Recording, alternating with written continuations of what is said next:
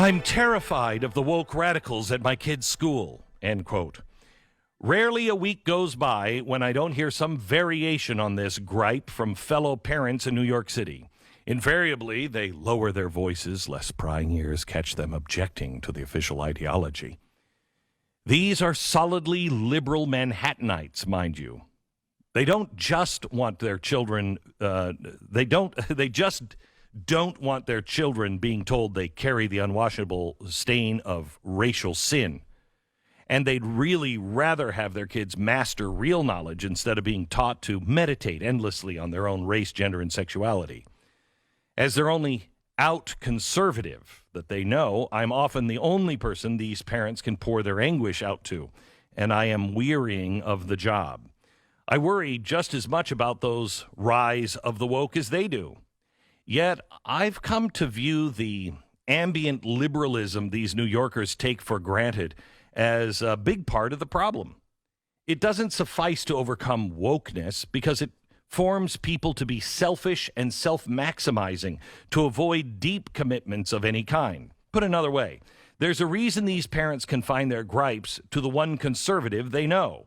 At the end of the day, they're prepared to tolerate woke rule if it means passing on their elite status to their prodigy. If history of the 20th century totalitarianism should have taught us anything, it's that radicals can usually get the better of such people by playing on their yearning to get ahead in life. Whereas the true dissidents and resistors, those who refuse to profess that 2 + 2 = 5, draw strength from faith, from tradition, and from true authority. It's a message I've inscribed quite literally in my own son's identity by naming him after St. Maximilian Kolbe, one of the greatest Christian martyrs, in my opinion. Born to a pious family in central Poland in 1894, Kolbe joined the Franciscans at the age of 16. Following doctoral studies in Rome and ordination as a priest, Kolbe returned to his homeland where he started a newspaper, a radio station, a monastic community outside of Warsaw. He campaigned against communism and secularism and went to far-flung missions in the Far East. Then came the German invasion of Poland, and with it, Kolbe's greatest hour. In 1941, the Nazis arrested and sent him to Auschwitz. Father Maximilian Mary Kolbe became prisoner number 16670. One night in July, an inmate escaped from Kolbe's block. The camp deputy commandant, Karl Fritz, carried out his protocol for when inmates escaped. He just randomly selected 10 men to die of starvation as the collective punishment for the one escapee. Kolbe wasn't one of those chosen to die. But once the commandant pointed to one of the men, that man cried out, "My wife, my children." That's when Kolbe stepped forward. Fritz said, "What does this Polish pig want?" Kolbe told him, "I'd like to take his place because he has a wife and children." And so he did, for a complete stranger in Auschwitz. The writer of this op-ed said, "When I learned Kolbe's story, I decided to name my son after him. I was awestruck by how he climbed the summit of human freedom at Auschwitz, of all places, and how he did this precisely by denying himself, by binding himself to the moral absolutes of his faith. We equate freedom with the mere ability to choose from the wildest range of options, unhindered by the authorities and restraints that guided traditional peoples. For the pre-modern traditions, not least the West's classic and Christian heritage, freedom meant choosing what one ought to do. Freedom for the good, and that meant self-mastery above all. We, by contrast, seek self-gratification and well-being, usually defined in material, utilitarian terms. In practice, our version of freedom leaves the modern subject confused. Every generation has to reinvent morality and swaying to the ideological winds. But to be bound to religious tradition and authorities, as Kolbe was, is to have a moral backbone. The person who knows where he comes from and where he's headed won't easily bend along the way, and he is prepared to sacrifice even unto death.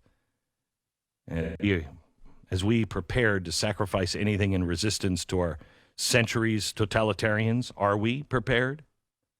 The wokes, for all their absurdities, have moral vision for which they're prepared to make sacrifices. It's a twisted morality, to be sure, but it's more than their live and let live opponents in the Upper East Side possesses.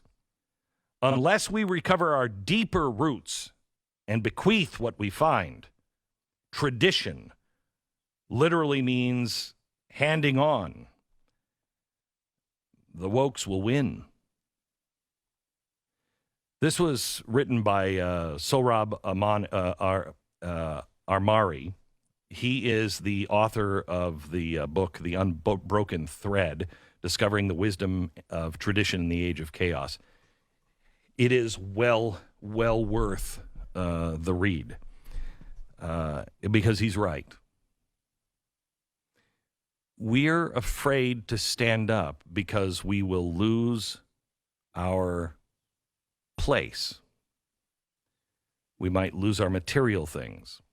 That will not stop any of this.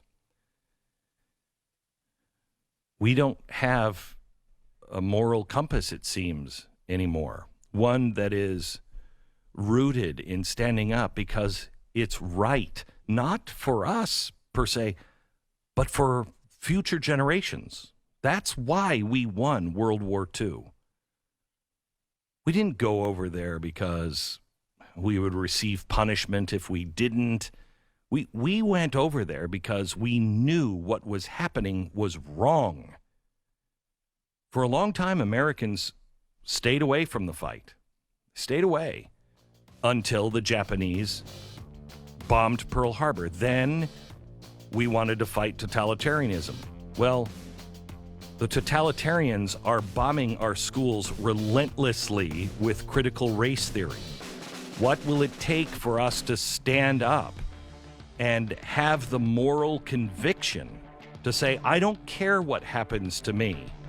I care about my country and my children's freedom. That's what's at stake here. Not our job, not our money, but our children's freedom.